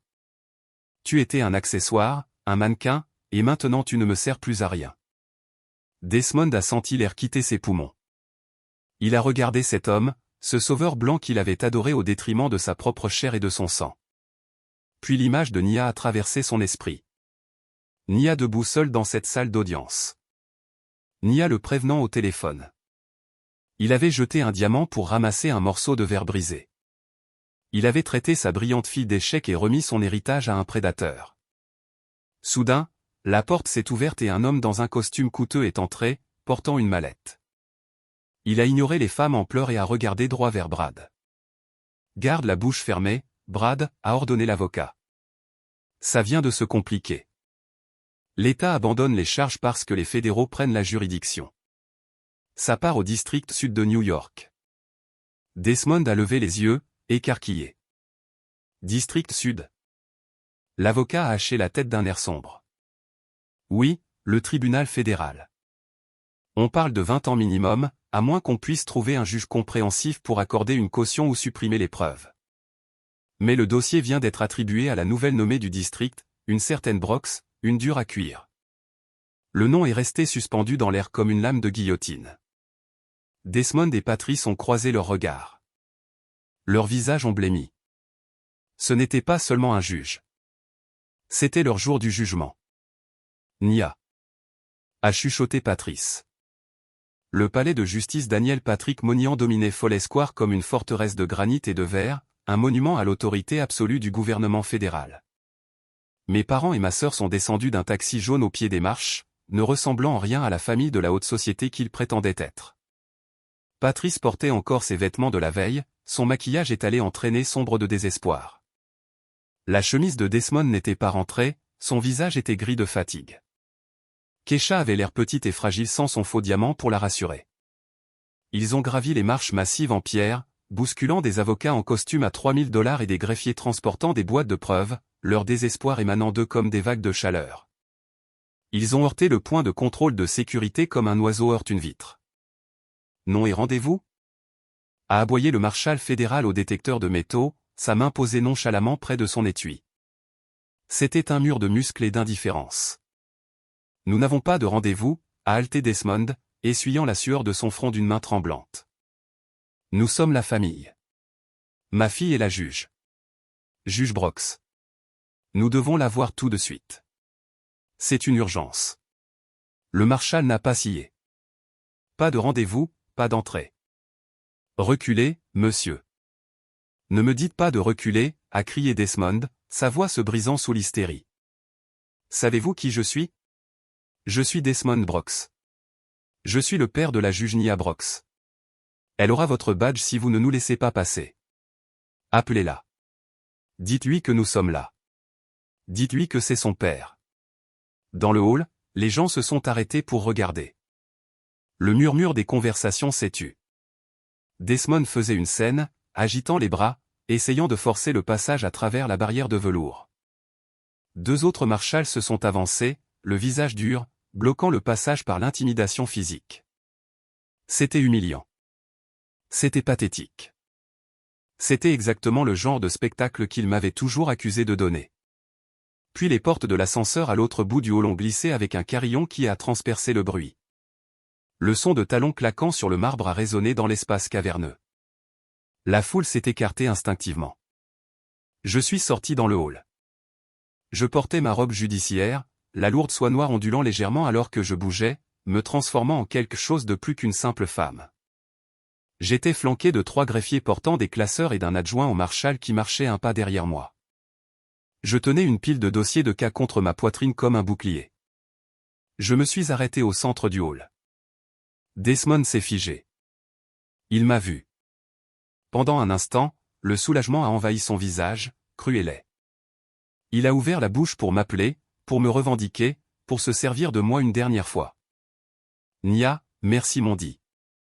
Je l'ai coupé d'un seul regard. Je n'ai pas souri. Je n'ai pas froncé les sourcils. Je les ai regardés avec le même examen clinique détaché que j'accordais aux prévenus lors d'une mise en accusation. J'ai regardé le visage de ma mère taché de larmes. J'ai regardé les mains tremblantes de Keisha. J'ai regardé les yeux désespérés de mon père. J'ai vu des étrangers. Je n'ai pas ralenti le pas. Je n'ai pas marché vers eux pour les serrer dans mes bras. J'ai tourné légèrement la tête vers le chef de mon équipe de sécurité. Je n'ai pas parlé à mes parents. J'ai parlé d'eux. Officier, mettez-les dans la salle d'attente B, ai-je dit, ma voix portant clairement à travers le hall silencieux. Ils peuvent attendre là-bas jusqu'à ce que j'aie une pause dans mon calendrier. Ne les amenez pas dans mon bureau. Le visage de Desmond s'est décomposé. La salle d'attente B était une boîte sans fenêtre avec des chaises en plastique et un distributeur automatique. C'était là que nous mettions les témoins qui devaient être tenus à l'écart. Ce n'était pas un bureau. Ce n'était pas un lieu d'honneur. C'était un endroit pour les gens qui n'avaient nulle part ailleurs où aller. Je me suis retourné vers mes greffiers. Poursuivons. Je suis parti, la robe noire traînant derrière moi, les laissant plantés au détecteur de métaux, petits et impuissants, regardant la fille qu'ils avaient rejetée disparaître derrière un mur de sécurité qu'ils ne pourraient jamais franchir. La lourde porte en acier de la salle d'attente B a bourdonné et s'est ouverte. Je suis entré. La pièce était une boîte blanche austère qui sentait le nettoyant industriel et la peur. Mes parents et ma sœur étaient blottis les uns contre les autres sur des chaises en plastique dures comme des réfugiés d'une vie qu'ils ne pouvaient plus se permettre. Quand ils m'ont vu, Desmond et Patrice se sont précipités vers l'avant. Leurs bras étaient tendus, leurs visages tordus en masque d'espoir désespéré. Ils me regardaient et voyaient un canot de sauvetage. Ils voyaient une issue. Nia, merci mon Dieu, a sangloté Patrice, tendant la main vers moi. Je ne les ai pas embrassés. Je n'ai pas avancé d'un pas. J'ai levé la main, paume vers l'avant, dans un ordre sec qui les a arrêtés net. Ne me touchez pas, ai-je dit, ma voix résonnant sur les murs de parpaing. Patrice s'est figé, ses mains ont flotté dans l'air, tremblantes. Des larmes coulaient sur son visage, ruinant le maquillage qu'elle avait appliqué pour une vie qui n'existait plus. Nia, s'il te plaît, a-t-elle supplié, la voix brisée. Tu dois nous aider. Tu dois arranger ça. Brad est dans une cellule. Le FBI a gelé les comptes. Nous n'avons plus rien. Nia, la retraite, la valeur de la maison. Tout est parti. Si Brad va en prison, Keisha perd tout. Nous perdons tout. Tu connais le procureur. Tu es la juge. Passe juste un coup de fil. Dis-leur que c'était une erreur. Dis-leur de le laisser partir. Je l'ai fixé.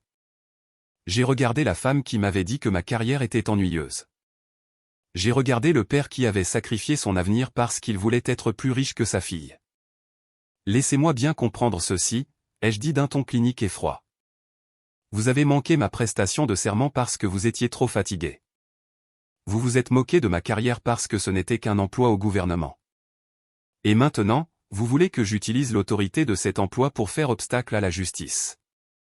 Vous voulez que j'utilise le pouvoir que vous méprisiez pour sauver le prédateur que vous adoriez. Keisha est sortie de derrière notre mère. Ses yeux étaient rouges, mais son sentiment de supériorité était toujours intact. C'est la famille, Nia, a-t-elle sifflé. C'est mon mari. Tu ne peux pas le laisser pourrir là-dedans. Tu es censé nous protéger. Je suis censé protéger la Constitution. J'ai répliqué, ma voix s'élevant juste assez pour remplir la pièce. Brad n'est pas une victime, Keisha. C'est un criminel. Il a volé 500 millions de dollars à des églises, des écoles et des fonds de pension. Il a volé la retraite de maman et papa et tu veux que je claque des doigts pour que tout disparaisse? J'ai regardé mon père. Il ne pouvait pas croiser mon regard. Il fixait le sol, un homme brisé qui s'était rendu compte trop tard qu'il avait misé sur un mensonge. Tu m'as demandé pourquoi je suis devenu juge, papa, lui ai-je demandé. C'est pour ça. Parce que des gens comme Brad pensent qu'ils peuvent tout acheter pour s'en sortir. Ils pensent que les règles sont pour les pauvres. Ils pensent qu'ils sont intouchables parce qu'ils portent des costumes coûteux et épousent des femmes crédules. J'ai fait un pas de plus, les dominants de ma robe noire. Eh bien, il n'est plus intouchable. Il est accusé dans le district sud de New York. Il sera traduit en justice demain matin. Les preuves contre lui sont accablantes. Le procès sera public. La sentence sera sévère, et je ne lèverai pas le petit doigt pour l'empêcher. Mais Nia, a gémi Patrice. Ce n'est pas juste. Nous sommes tes parents. Et c'est exactement pour cela que je me récuse, ai-je dit en retournant vers la porte. Je ne le jugerai pas, mais je ne le sauverai pas non plus. Voilà à quoi ressemble la justice, maman. Elle est aveugle. Et en ce moment, vous l'êtes aussi. J'ai fait signe aux gardes d'ouvrir la porte. Je suis sorti, les laissant piégés dans la boîte blanche avec rien d'autre que la vérité pour leur tenir compagnie. J'ai descendu le long couloir de marbre du palais de justice, mes talons claquant au rythme régulier de mon départ. Je n'ai pas regardé en arrière vers la salle de détention. Je n'ai pas regardé en arrière vers les parents qui avaient choisi l'avidité plutôt que leur propre fille. J'étais à mi-chemin des ascenseurs quand j'ai entendu le bruit frénétique de pas courant derrière moi. Nia, attends. S'il te plaît, attends. C'était Kesha. Elle a saisi mon bras, sa prise était désespérée et serrée. Je me suis arrêté et j'ai regardé sa main jusqu'à ce qu'elle lâche prise. Ma sœur ressemblait à une étrangère. L'arrogance avait disparu, balayée par la terrifiante réalité de la pauvreté. Son mascara coulait en traînées noires sur ses joues. Sa robe de créateur paraissait froissée et déplacée dans le palais de justice. J'ai déconné, Nia, a sangloté Kesha, sa voix résonnant dans le couloir vide. Je sais que j'ai été horrible avec toi. Je sais que je me suis moqué de ton travail, mais j'avais peur. Brad m'a menti, lui aussi. Il m'a dit que nous étions à l'abri pour la vie. Maintenant, on dit que je pourrais tout perdre.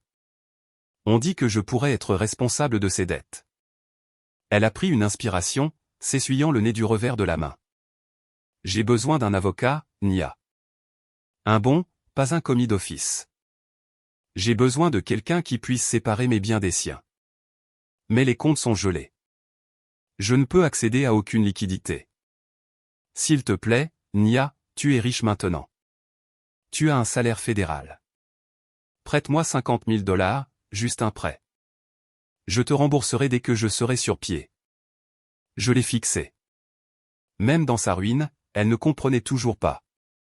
Elle pensait encore que l'argent était la solution à un problème causé par un manque de caractère.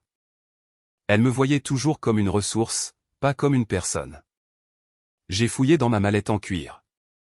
Les yeux de Kesha se sont éclairés. Elle pensait que je cherchais un chéquier. Elle pensait que j'allais la sortir de là, tout comme nos parents l'avaient toujours fait. J'ai sorti une feuille de papier pliée.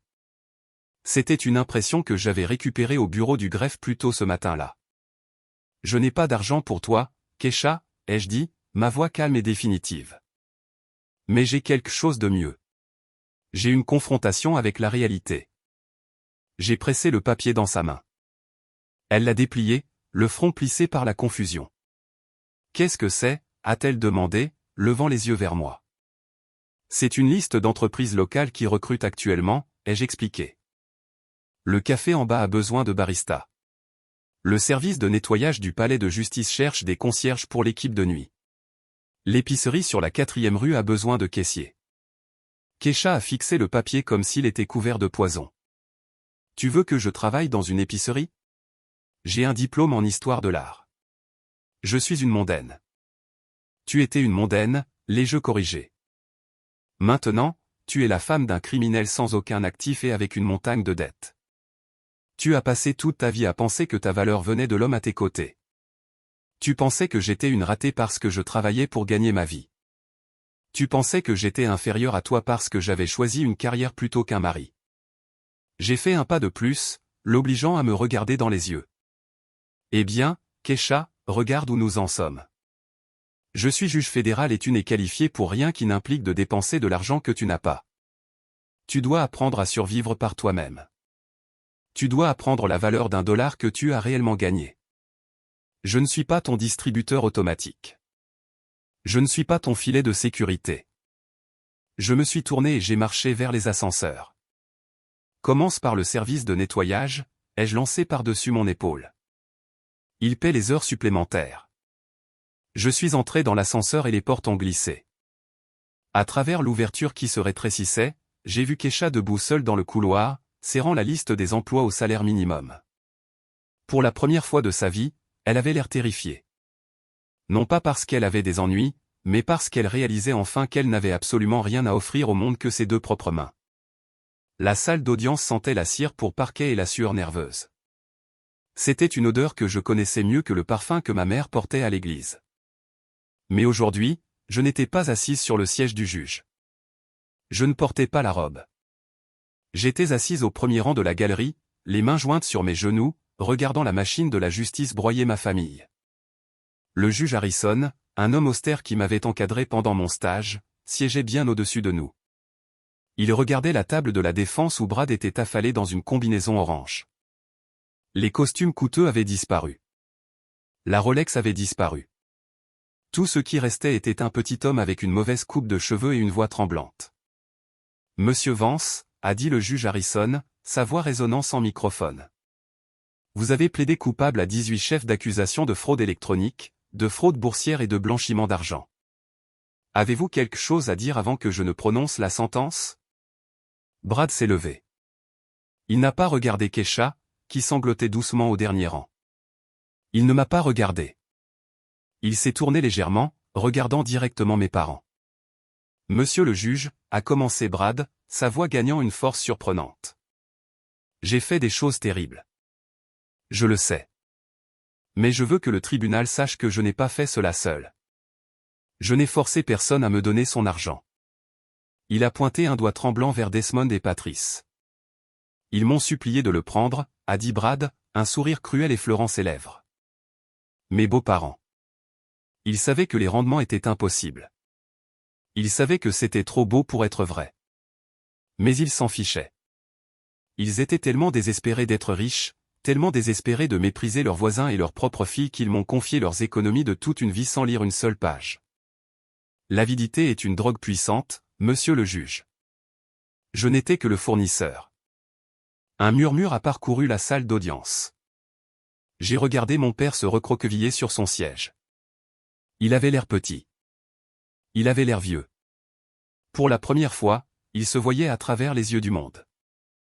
Pas comme une victime, mais comme un imbécile qui avait laissé sa vanité détruire sa famille. Ma mère a enfoui son visage dans ses mains, incapable de supporter le poids des regards brûlant son dos. Le juge Harrison a frappé son marteau, faisant taire la salle. « Monsieur Vance, votre tentative de rejeter la faute n'atténue pas vos crimes », a dit froidement le juge. « Vous avez profité de la confiance. Vous avez détruit des vies. » Le juge a mis ses lunettes de lecture et a ramassé la feuille de condamnation. « Bradley Vance, je vous condamne par la présente à 144 mois de prison fédérale. Cela fait 12 ans. Vous êtes également condamné à verser des réparations d'un montant de 15 millions de dollars. Tous les avoirs saisis par le FBI, y compris les propriétés, les véhicules et les fonds transférés par vos victimes, sont par la présente confisqués au profit du gouvernement des États-Unis. » Le marteau est tombé. Crac. C'était fini. 12 ans. Brad serait d'un âge mûr quand il reverrait le ciel sans barreaux. Je me suis levé.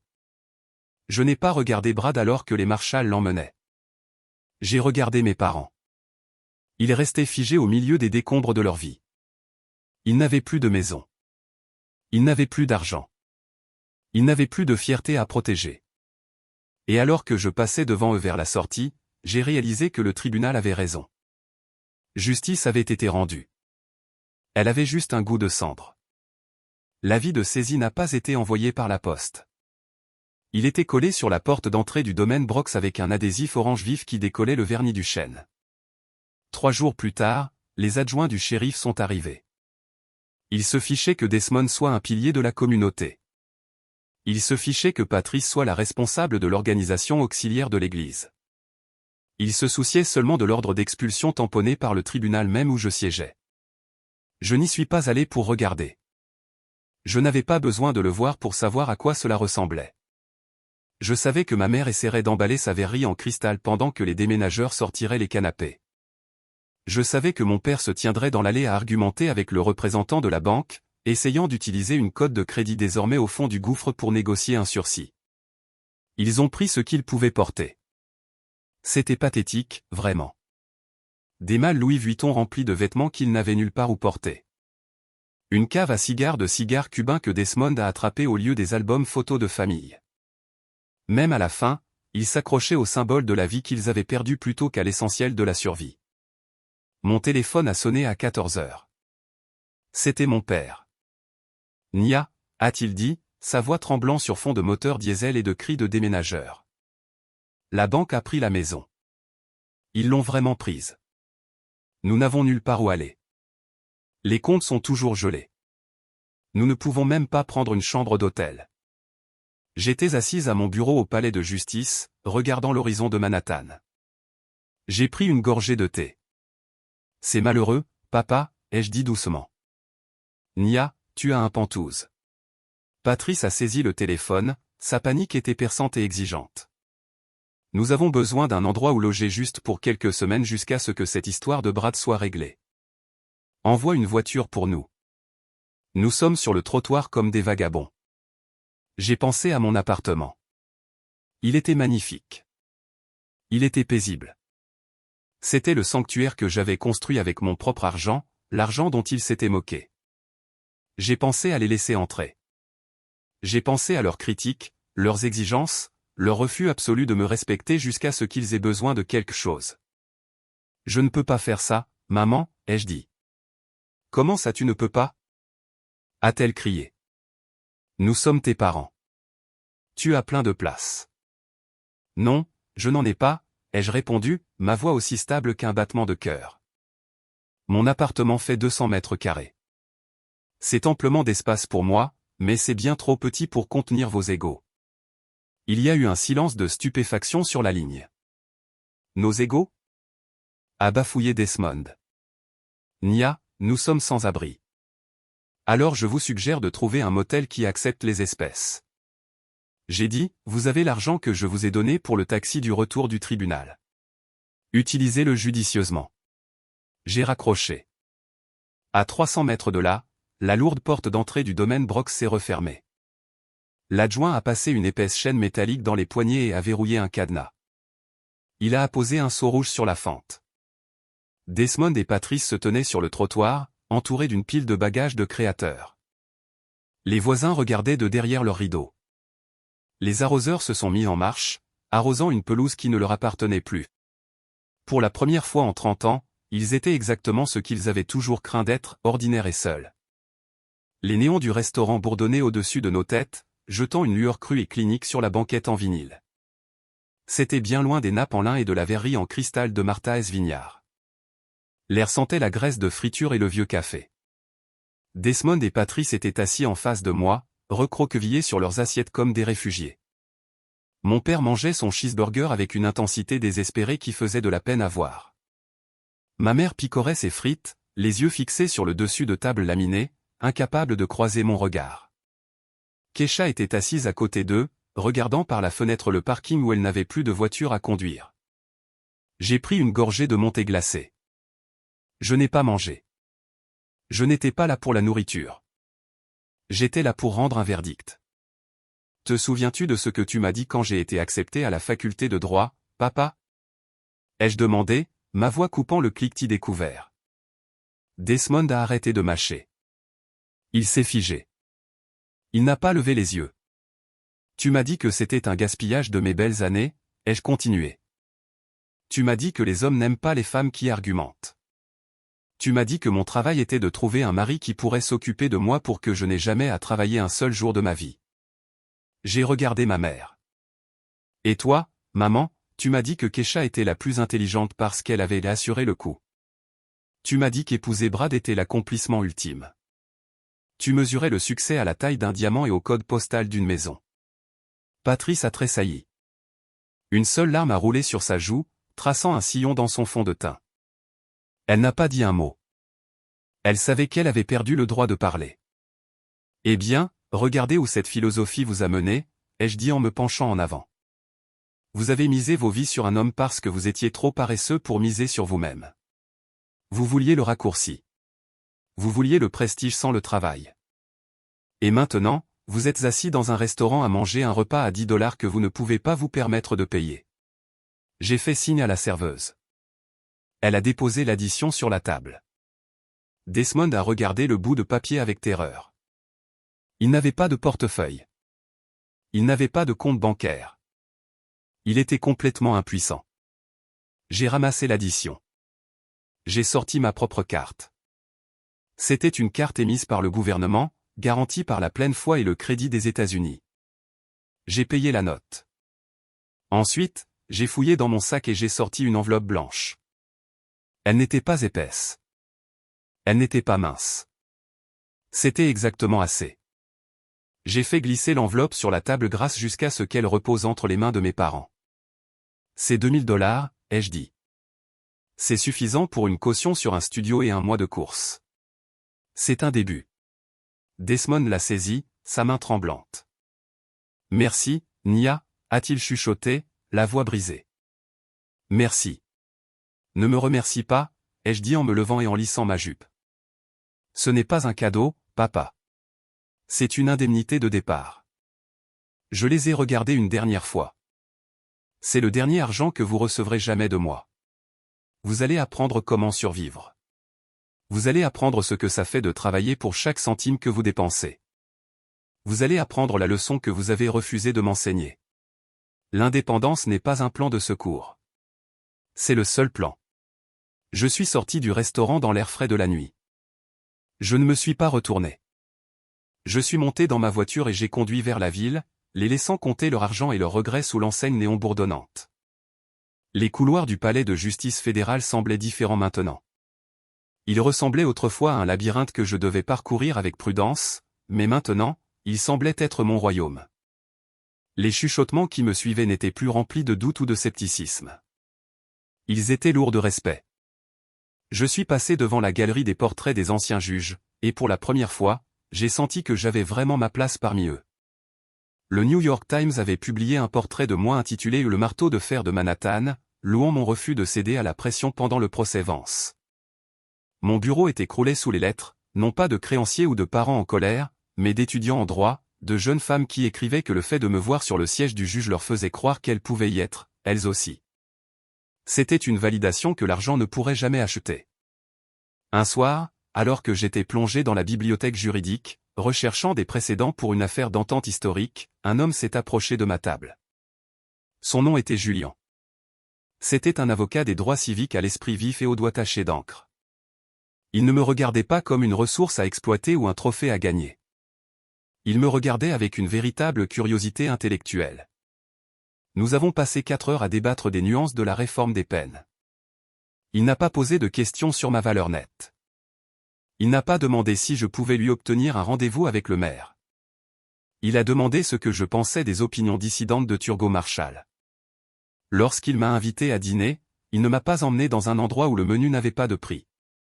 Il m'a emmené dans un petit restaurant éthiopien où nous avons mangé avec nos mains et ri jusqu'à ce que j'en ai mal aux côtes. C'était simple. C'était honnête. C'était la première fois que je réalisais qu'une relation pouvait être un partenariat au lieu d'une transaction.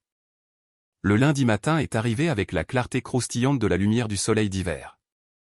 J'étais dans mon bureau, ajustant le col de ma robe.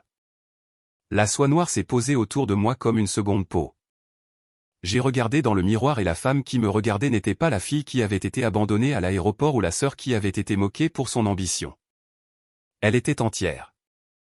Je suis entré dans la salle d'audience et la voix de l'huissier a retenti, claire et forte. Veuillez vous lever. Le bruit des pieds qui s'agitent et des tissus qui bruissent a rempli l'air alors que tout le monde se levait. Procureur, équipe de défense, la galerie. Il se levait pour la fonction et il se levait pour moi.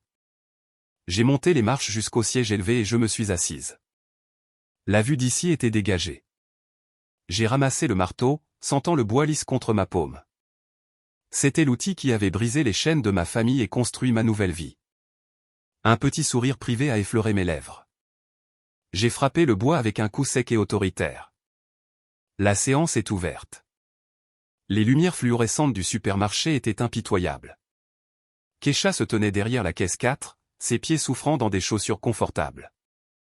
Elle les aurait brûlés il y a 1 an. Elle n'était pas maquillée. Les rides de stress autour de ses yeux la faisaient paraître 10 ans de plus que ses 32 ans. Ses mains, autrefois manucurées et ornées d'un faux diamant, était sèche et gercée à force de manipuler des cartons et de compter la monnaie.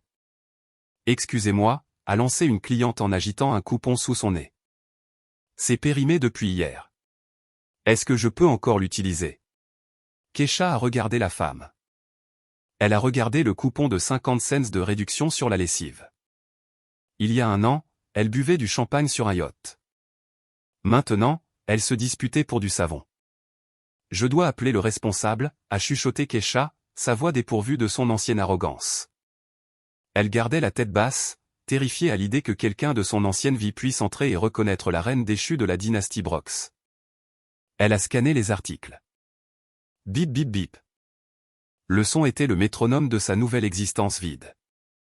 À l'autre bout de la ville, dans un appartement en sous-sol qui sentait le plâtre humide et le chou bouilli, Desmond et Patrice étaient assis sur un canapé d'occasion. La pièce était si petite que leurs genoux touchaient presque le meuble de télévision. L'écran était leur seule fenêtre sur le monde qu'ils possédaient autrefois. Aux informations, un bandeau disait « La juge Nia Brox témoigne devant un comité judiciaire du Sénat ». La caméra a zoomé sur Nia. Elle était radieuse.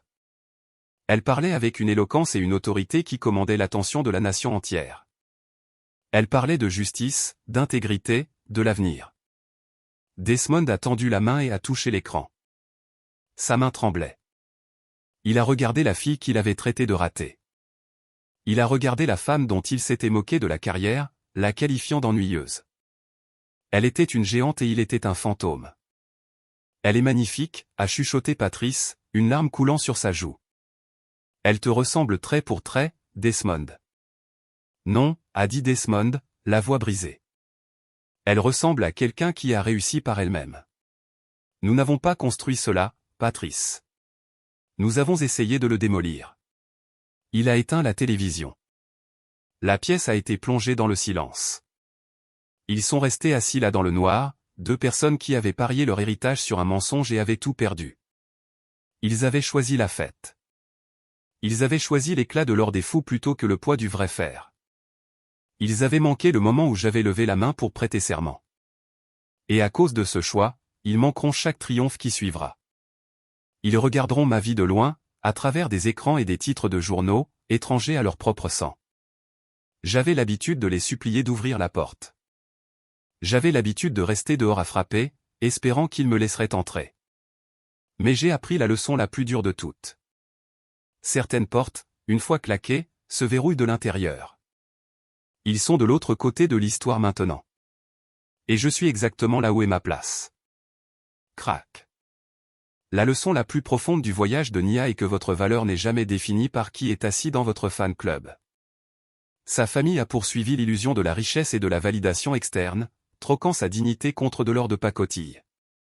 Ce faisant, ils ont appris trop tard que l'intégrité est la seule monnaie qui ne se dévalue jamais.